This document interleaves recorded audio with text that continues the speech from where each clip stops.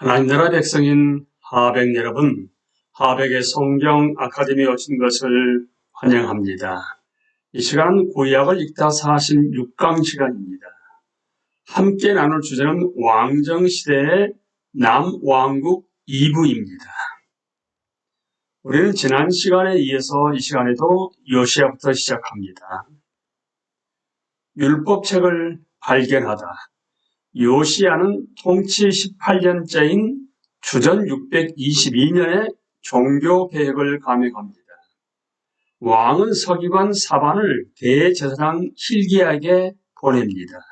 그리고 성전에 있는 돈을 계산하여 성전을 수리하는 이들에게 주라고 명령합니다.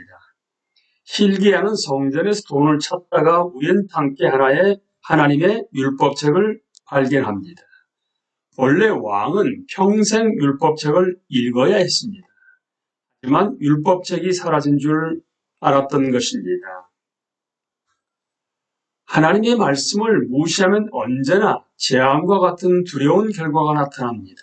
이제 622년이 되어서야 그 책이 발견되었고 사반은 율법책을 가져와 요시야 앞에서 읽었습니다. 요시야는 하나님의 말씀을 듣고 그 나라가 저지른 죄에 대해서 심각하게 우려했습니다. 요시야는 옷을 찢고 자신과 그 백성을 위해 진심 어린 회개를 합니다. 왕은 대제사장 hil기야와 다른 지도자들에게 명하여 발견한 책의 말씀에 대하여 알아보라고 지시합니다. 요시야는 이제 우리 조상들이 이 책의 말씀을 듣지 아니하며 이 책에 우리를 위하여 기록된 모든 것을 행하지 아니하였으므로 여호와께서 우리에게 내리신 진노가 크도다라는 사실을 알게 되었습니다. 요시야는 그 순간부터 즉시 선지자에게 여호와의 뜻을 구하기 원했습니다. 그러자 hil기야와 다른 지도자들은 여선지자 훌다를 찾아가 율법에 쓰인 것에 대해서 물었습니다. 훌다는 종교 지도자들에게 그 뜻을 해석하며 선포합니다. 여호와께서 이같이 말씀하시기를 내가 그 주민에게 재앙을 내리되 곧 유다 왕 앞에서 읽은 책에 기록된 모든 저주대로 하리니 이는 이 백성들이 나를 버리고 다른 신들에게 분향하며 그의 손의 모든 행위로 나의 노여움을 샀습니다. 그러므로 나의 노여움을 이곳에 소돔에 꺼지지 아니하리라 하라 하셨느니라. 훌다는 유다와 예루살렘에 대한 하나님의 심판이 임하지 않을 것이라고 설명합니다. 그 이유는 요시야 왕이 하나님 앞에 견비했기 때문이었습니다. hil기야와 다른 종교 지도자들은 여선지자 훌다가 선포한 여호와의 말씀을 그대로 요시야에게 보고합니다. 이 말을 듣고 요시야는 유다의 모든 백성을 모은 뒤에 언약의 책에 있는 말씀을 낭독합니다. 그리고 이렇게 해서 하나님의 백성은 다시 하나님과 언약의 시대로 들어섭니다. 왕이 자기 처소에 서서 여호와 앞에서 언약을 세우되 마음을 다하고 목숨을 다하여 여호와를 순종하고 그의 계명과 법도와 율례를 지켜 이 책에 기록된 언약의 말씀을 이루려 하고 예루살렘과 베냐민에 있는 자들이 다 여기에 참여하게 하며 예루살렘 주민이 하나님 곧 그의 조상들의 하나님의 언약을 따르니라. 왕과 백성들은 이 엄격한 의식을 거행하면서 언약의 조항들을 다 지키기로 맹세합니다. 즉 율법에 쓰인 말씀을 그대로 행하기로 한 것입니다. 그 결과 몇 년 전인 주전 628년에 있었던 종교개혁과 더불어 수많은 종교개혁 운동이 생겨납니다. 사람들이 하나님의 율법을 따르기로 맹세한 후 요시야는 더 나아가 유다에서 우상 숭배를 완전히 박멸하기 위해서 조치를 취합니다. 요시야는 우상 숭배에 사용된 모든 집기를 태웠고 산당에서 분향을 드렸던 제사장들을 모두 죽였으며 남색하는 집을 헐었고 자녀 제사를 금지시켰습니다. 그리고 성전으로 들어가는 곳에 자리 잡고 있던 태양을 위하여 드린 말들을 제하여 버렸습니다. 그는 또한 아하스와 므낫세가 이방신을 섬기기 위해 다락 지붕에 세운 제단을 허물었고, 솔로몬 왕이 아스타롯, 그모스, 밀곰을 위하여 세운 산당도 헐어버립니다. 솔로몬 이후에도 그 제단이 400년간 그곳에 있었던 것입니다. 요시야는 거기서 멈추지 않고 북부까지 다니며 여로보암이 300년 전에 세운 베델에 있던 제단도 허물어버립니다. 그리고 이스라엘로 죄를 짓게 만드는 산당들도 무너뜨렸습니다. 그는 사마리아에 남아있는 산당의 제사장들을 다 죽였으며 그 뼈는 제단 위에 불살라 버렸습니다. 이렇게 해서 요시야는 예전에 하나님의 사람이 예언했던 말씀을 그대로 응하게 했습니다. 또한 요시야는 예루살렘에 돌아와서 유월절 절기를 확립합니다. 하지만 요시야는 여기서 멈추지 않았습니다. 그는 율법의 말씀을 이루기 위하여 신접한 자와 점쟁이와 모든 가증한 것을 다 제거합니다. 요시야의 계획은 유다가 얼마나 극악하게 우상을 숭배하고 이기도의 신을 섬기고 있었는지를 보여줍니다. 게다가 그러한 우상 숭배가 하나님이 선택하시고 그의 이름이 거하시던 성읍인 예루살렘에서 일어났다는 사실은 우리를 더욱 아찔하게 합니다. 잠시 요시야의 통치 시절 이전에 있었던 그 역겨운 행위들을 생각해 보십시오. 하나님의 백성이란 자들이 그런 가증한 행위를 한 것입니다. 하지만 우리는 그들 역시 사람들이 모여서 이룬 한 집단에 불과하다는 사실을 기억해야 합니다. 따라서 우리는 이스라엘 역사를 통해서 사람의 마음 상태가 국가적인 단위로 나타난 현상을 목격한 것일 뿐입니다. 그렇기 때문에 우리 또한 구세주가 필요하다는 사실을 깨달아야만 합니다. 요시야 때 모세 언약이 갱신되었고 큰 즐거움이 있었습니다. 물론 언약을 새롭게 하면서 사람들이 일시적으로 하나님께 돌아온 것은 사실입니다. 하지만 사람 내면의 마음 상태는 전혀 변하지 않았습니다.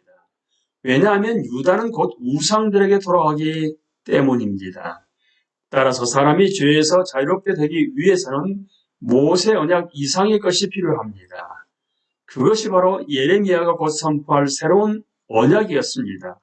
구약 역사를 계속 따라가다 보면 대규모 종교 개혁이 있던 요시야 시대가 남왕국의 전성기였다는 사실을 깨달을 것입니다. 따라서 요시야는 하나님께 온전히 헌신한 자로 칭송받습니다. 이러한 종교 개혁이 있었지만 유다의 죄는 이미 극에 달해 있었습니다. 따라서 성경이 증언하는 대로 이 순간에도 하나님의 진노는 유다와 예루살렘에 임박해 있었습니다. 여호와께서 유다를 향하여 내신 그 크게 타오르는 진노를 돌이키지 아니하셨으니 이는 므낫세가 여호와를 경노하게 한 그 모든 경노 때문이라.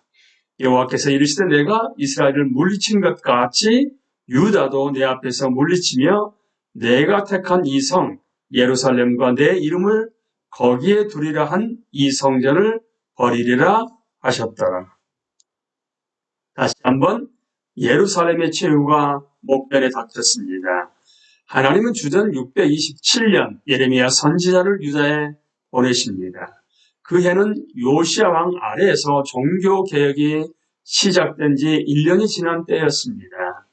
예레미야의 메시지에 대해 곧 알아보겠지만 지금으로서는 예레미야가 요시야 왕이 제위에 있을 때 예언 사역을 시작했다는 점에 주목하도록 합시다. 그는 유다에게 악한 길에서 돌아서라고 외칩니다. 그들은 다른 신을 따르지도 말고 다른 신을 섬기지도 말아야 했습니다. 그렇게 하면 하나님이 분노하시기 때문입니다. 하지만 유다는 앞으로 20년에서 30년가량 하나님이 반복해서 예레미야를 통해 주시는 이 경고의 말씀에 귀 기울이지 않습니다. 예레미야 선지자가 심판을 예언했다는 사실은 요시야의 개혁이 지속되지 못했음을 입증합니다. 이는 요시아 같이 위대한 왕도 영원한 의로움을 확립할 수 없었다는 점을 다시 한번 일깨워줍니다. 오직 하나님이 다윗에게 의로운 한 가지를 일으키셔서 그가 정의와 공의를 행하며 여호와 우리의 공의라 하고 일컬음을 받을 때만 영원한 의로움이 임할 것입니다. 이때까지 우리는 예루살렘의 파괴적인 심판이 곧 임할 것이라는 이야기를 계속 접할 것입니다. 하지만 요시야는 하나님 앞에 겸비했기 때문에 그의 성전에는 심판이 일어나지 않습니다. 예루살렘에서 이런 일이 벌어지는 동안 유다의 경계 바깥에 있는 지역에서는 정세가 급변하고 있었습니다. 애굽과 아수르는 바벨론에 대항하여 힘을 모았습니다. 그래서 애굽왕 느고는 주전 609년에 아수르를 돕기 위해 하란으로 향합니다. 그는 요시야와 맞닥뜨렸고 요시야는 애굽 군대가 더 이상 진전하기를 원하지 않았습니다. 느고 왕은 요시야에게 전쟁을 하기 원하지 않으니 물러나라고 요청했습니다. 느고 왕의 말은 하나님의 입에서 나온 것이었지만 요시야는 전장을 떠나지 않았습니다.